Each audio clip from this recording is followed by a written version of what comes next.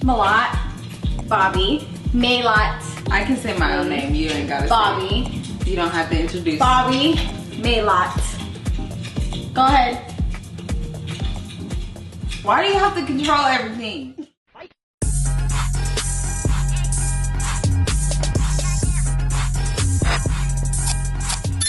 We went horseback riding and that was cool. We kind of got to know each other a little more, spent time together. I think I was actually telling her like I like who I am with you, and I think I started crying or something.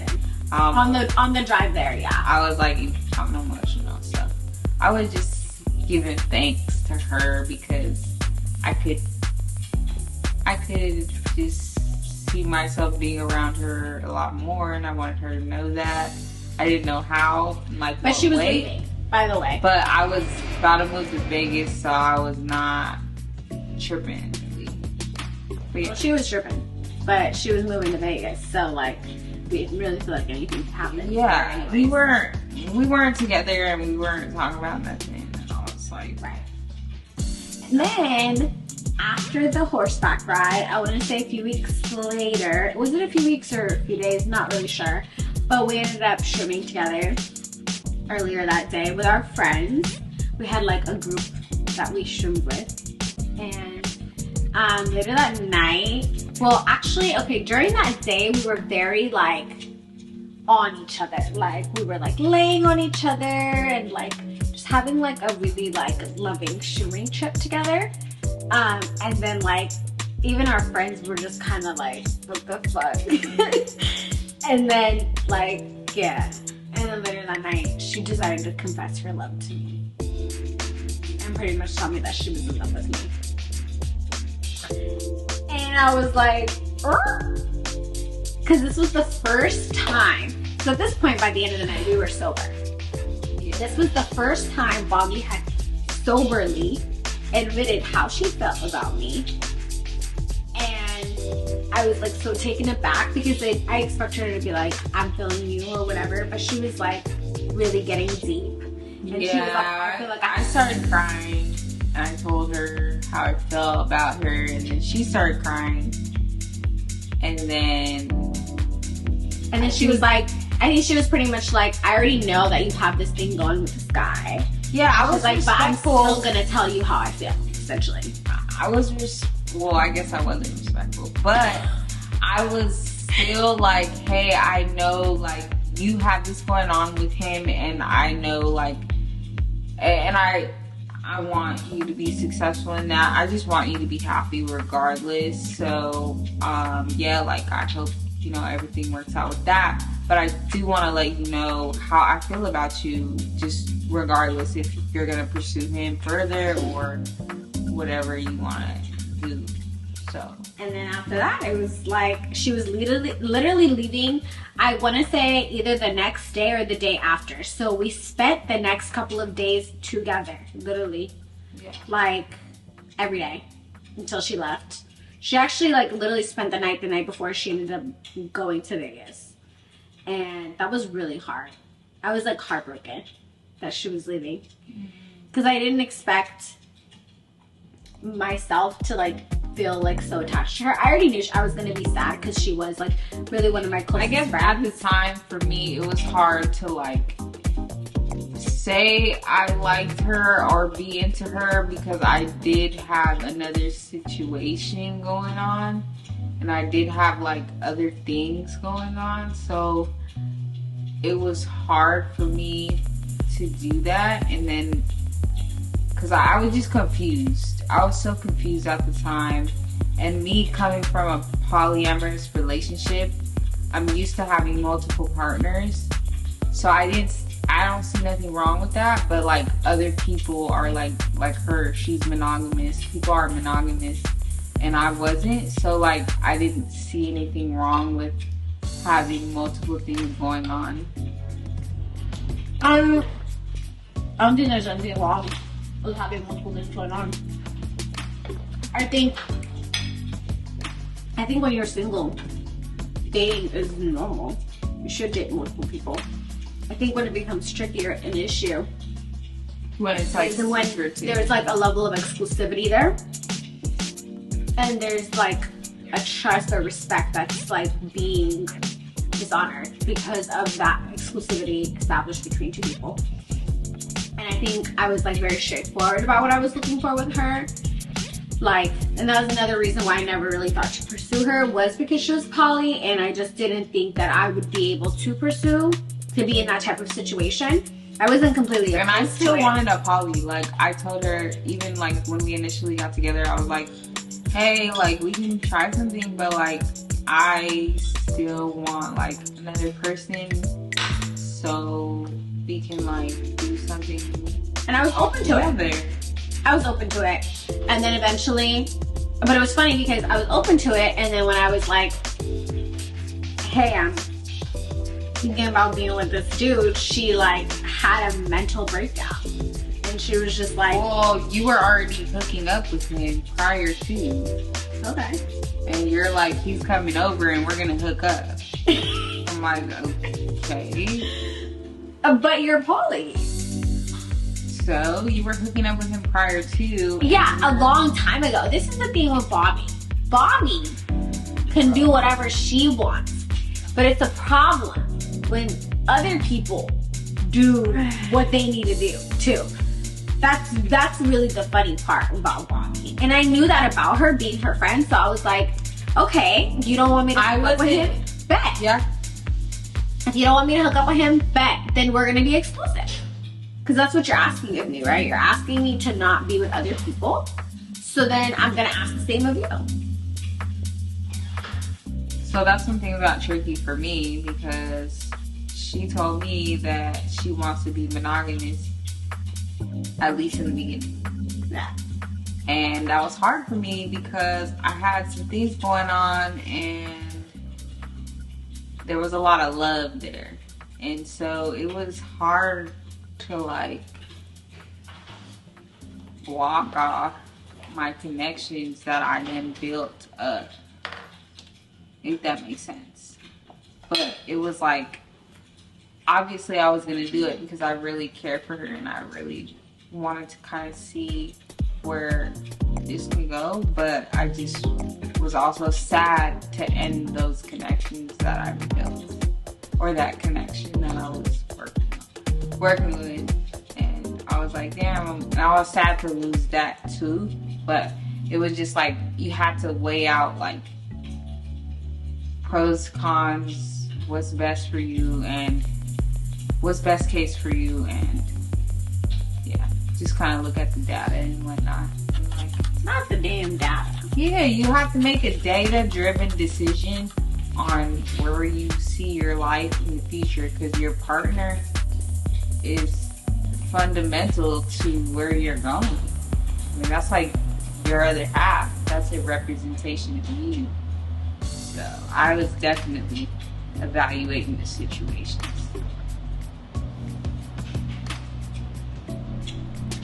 So yeah, that's pretty much how we met.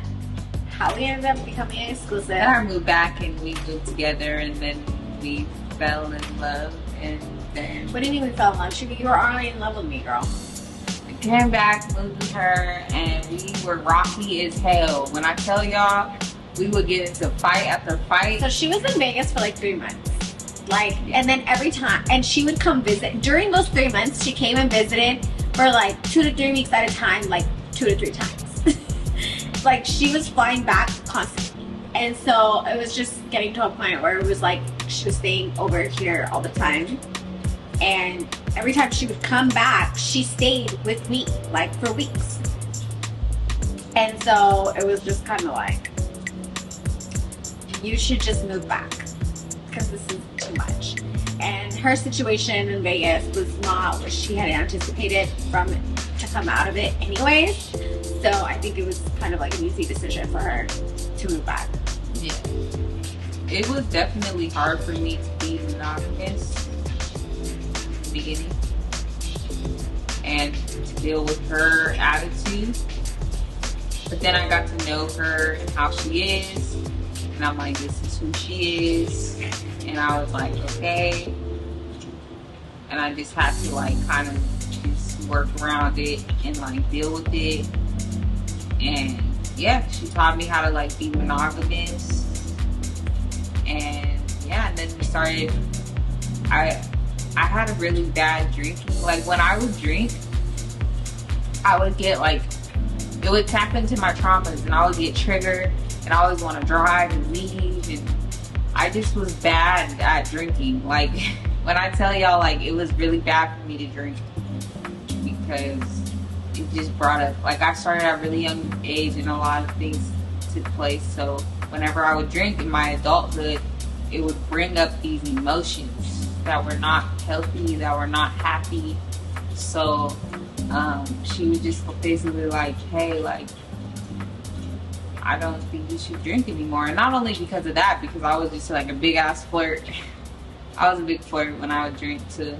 And so I was just not with that. Like, I was very, I think in comparison to other people that she's dated, I was very much like, no, I didn't really tolerate a lot of bullshit, and I pretty much just told her, like, listen, this kind of behavior is just not something I'm willing to deal with. And we were friends prior, so I was okay going back to being friends. And so I was like, you're either gonna fix these issues, or, and the only way to fix the issue, honestly, was to have her for her to stop drinking. That was literally the only way to fix it, because we tried the whole her drinking just a little bit, and then we tried the whole her drinking here and there, and no matter what, it always eventually led to us catastrophe. Being dancing with some other woman in front of her, and she getting upset. Yeah, like, it was just not a good look. So I stopped drinking altogether, and I love it. Like, I love being sober, and I even stopped smoking, because I was a smoker too, and I stopped doing that too, because we started being more serious, and then we started working on the family planning, and we're thinking about a child and a baby. And I pretty much told her that if we were ever to have a child, she would not be able to smoke. I pretty much was just like, I can't raise a child around somebody who smells like weed. And to each their own. Some people are okay with that. I'm not judging you for being like that. It was just not. Who smoke weed and have kids, and it's fine. Like, it was just not my preference, and like, I knew how I wanted my family unit to be. Everything. I've been like, back in when I went vegan, I stopped smoking and drinking, but I went back. So like, I've been wanting to like. Yeah, Bobbi always went back and forth. Even when we were friends, she would like always try to be like, oh, like, you know, I'm gonna be sober. She'll always be like, I'm gonna be sober. But then, you know, she would always end up kind of for me, like, to it. I feel like some of the time when I would do it, it would be because like I had social anxiety, or I would be around crowds, and like I would just do it because I'm not around all these people. But I feel like now I did a lot of inner work, so like it doesn't bother me to be sober around big groups, and I actually have more fun. And then I can wake up in the morning and I don't regret anything. I remember everything. I feel healthier, hit the gym more. It's just all around perfect. And then I can be a better parent, a better mother to our babies, and that's most important. So yeah, like seeing Bobbi ultrasound and seeing just like doing this transition into parenthood helped inspire that. Yeah. But I've always wanted to do it for myself. So I feel like you have to be ready to do it for yourself. Yeah, your person can like tell you this and want that for you, but you have to want yourself in order for it to really happen. Yeah, thank you. I feel like she also helped me in a sense stop drinking as well, because originally I was drinking and she had stopped drinking, and I noticed it was really hard for her to not drink while she's like constantly around me and our friends while we're drinking, you know. So then I was like, okay, I'm gonna be a supportive partner and just stop for a little bit, just at least in the beginning to help her, like, you know, get over this hump, right? And then eventually I was like, I actually really like not drinking. Yeah, I actually hate alcohol. She would get like stomach aches and headaches. Yeah, I literally hated alcohol. Yeah, I loved like being intoxicated. The thing with her is she was in this friend group that always got drunk, and that's kind of what they did. So like, that's what she did too. And I understand that. Yeah, Peer pressure is crazy.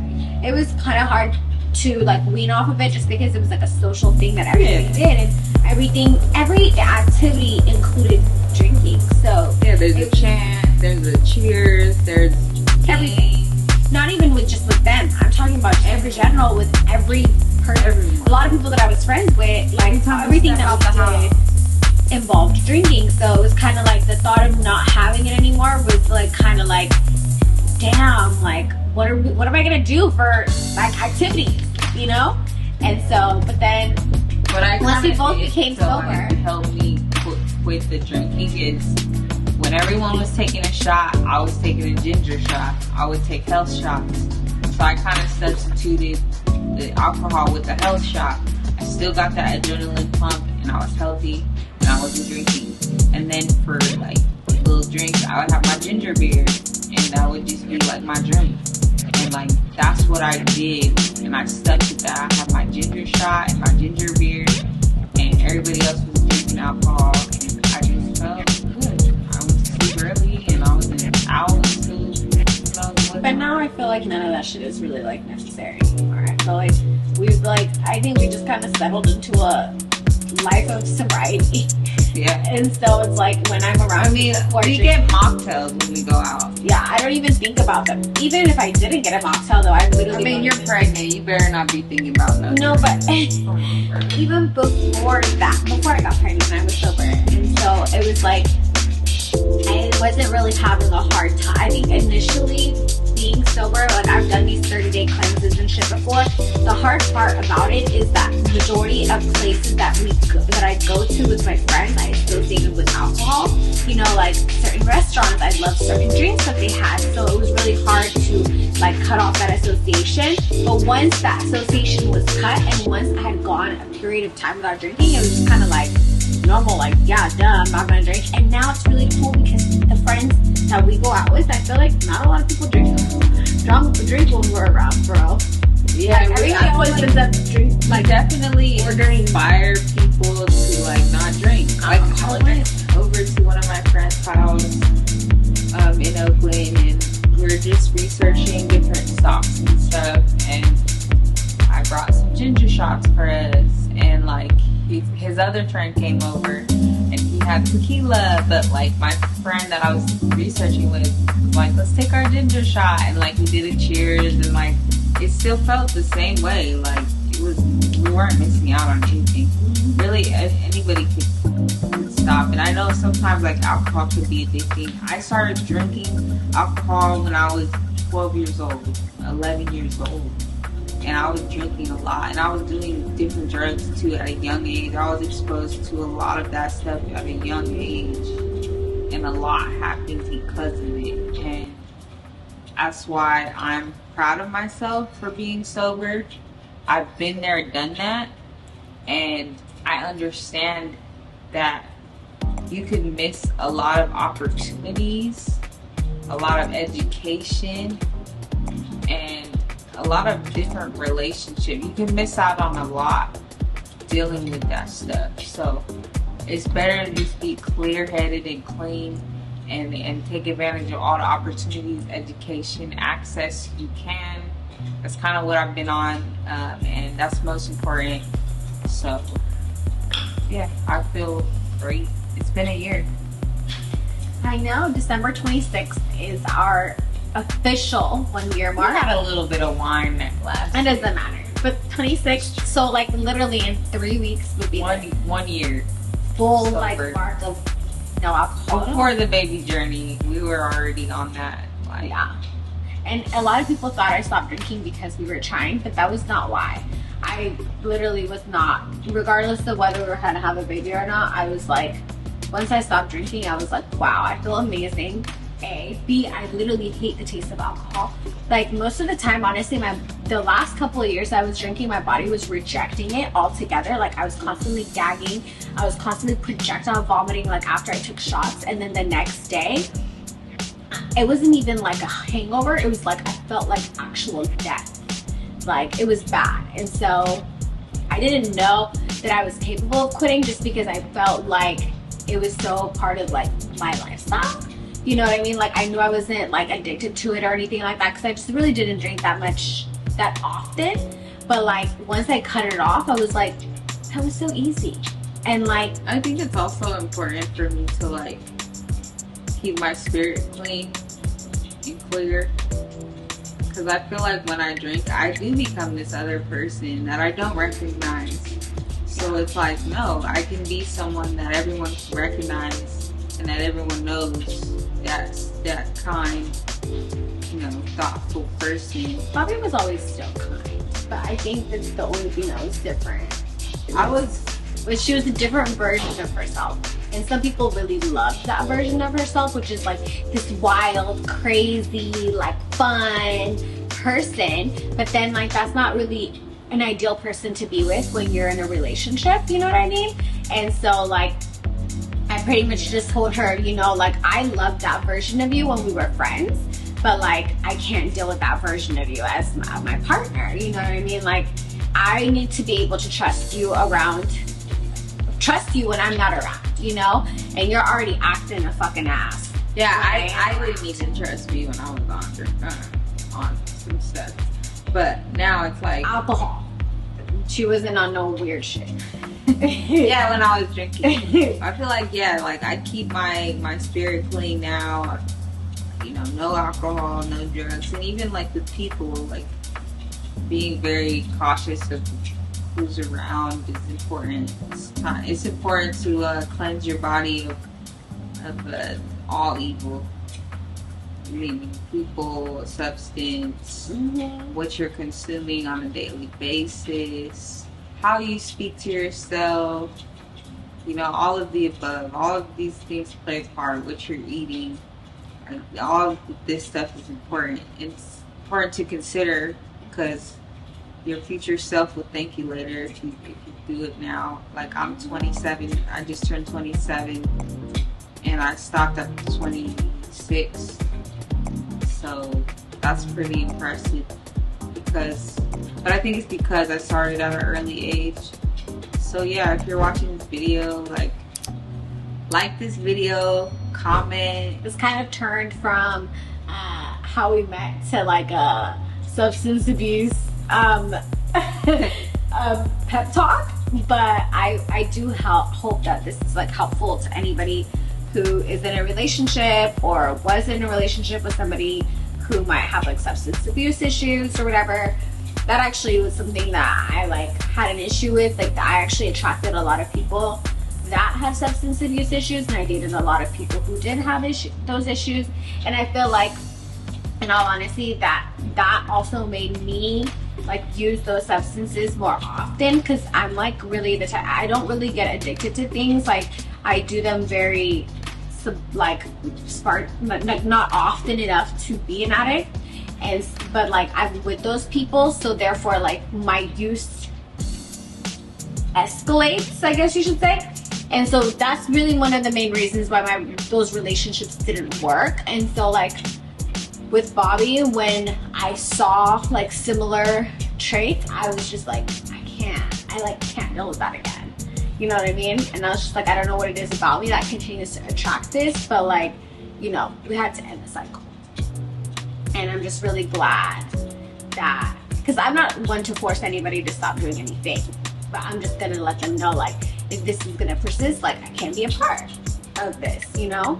And so I'm glad she decided to make the decision to like part ways from it, and I'm glad that she's actually like appreciating it and like has, you know, reclaimed herself. Yeah. So yeah. So this is us now, 2 years later, in a relationship, and that was our how we met story. There was a lot of it might be a little our story is not linear. It wasn't a straight up road. Like it was like a stock. Like it was really just. No, you didn't. Okay. It is. Stop. There's pullbacks. There's support, resistance. There's a lot going on. Yeah, it was not a straight road. And it wasn't a road that we even thought we would ever end up on. Like, for a really long time in the beginning, we constantly would be like, how did we get here? Yeah, we say that. We still say that. She always still says that. But in the beginning, we both used to be like, how the hell did we get to this We place? were friends. Like, we were solid friends. Like, it's funny because, like, when we actually announced that we got together, it looked like we had been together for a while. But we literally hadn't, like, we literally hadn't. Like, it looked like we did, but we were just friends. And people would always ask me, like, oh, what about you and Bobbi? And I would always be like, oh, that's just my really good friend.